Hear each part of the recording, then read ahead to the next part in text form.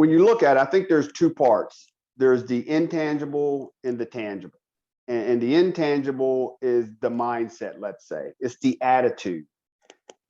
It's to what you don't see, but it's what's in your head. And that generates that desire to innovate. It generates the desire to solve problems, regardless of how difficult they are technologically, time and space, engineering, whatever it is. But your mindset is, I'm going to take this on. If I have a vision and a desire to do something, I have the mindset, I have the attitude that I can do it. I'm going to solve the problem. I'm going to apply, whether it's scientific approaches, whether it's analytical ways to look at it, whether it's just me thinking out the box. But my attitude is one of overcoming. And there's a lot, if you look at kids, you look at generations, that sort of energy and mindset is transformational. One that says, I'm going to overcome.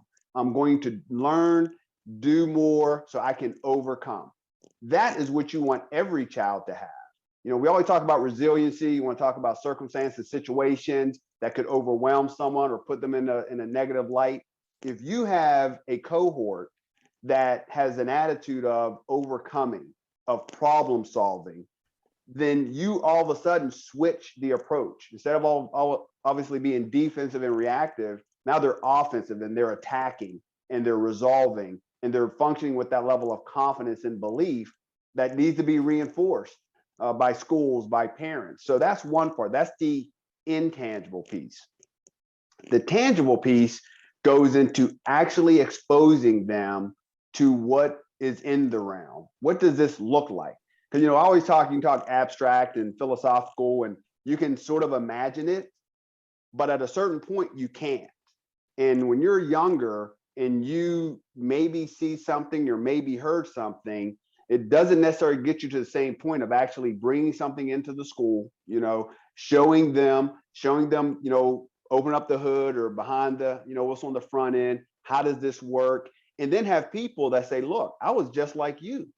And this is what I learned, and now I can do this. It isn't some magic that all of a sudden I just poofed up. I started as a 7, 8, 9-year-old. I learned these different things. And then when I became 20, 25, whatever the age is, all that translated into my ability to do this because I had a mindset and an attitude, and then I was able to deal with this. And so when you can expose the youth to what can be realized from a technological perspective, from an engineering perspective, from a science and a math, when you talk about applying those, now they take their mindset and their attitude and they connect it with, okay, I can see not only me doing something like that, I see somebody else who looks like me who also did it, and I have an attitude that I can overcome, and I have a mindset because I'm being told that, look, you are smart enough. You need to get the confidence because you can do this.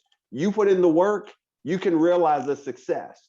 You just got to put in the work to realize the success. And then we need to identify whenever they have those attributes, when they have that desire, when they have the acumen or the aptitude, like we talked about, that we put them together so that they can actually get that, and then it builds on itself. So I think that's sort of the two parts.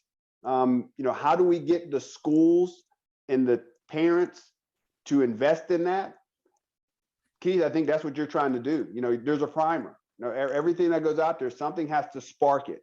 And I think your ability to get into schools, to show them this is what's in the realm of possible, to talk to them about that mindset, that motivation, talk to the parents about how do they reinforce that. Some of the stuff I was talking about earlier. What are things that they can do to make sure that they don't squelch the motivation and the excitement from their child in a space that they may not be comfortable with, but actually facilitate it, enable it, and propel it so that they become more excited, and more invested over time. And that's stuff that I think that we need to go and we need to bring in the experts. We need to get the face time, and we need to help inform them so that they can contribute and have that transformative impact.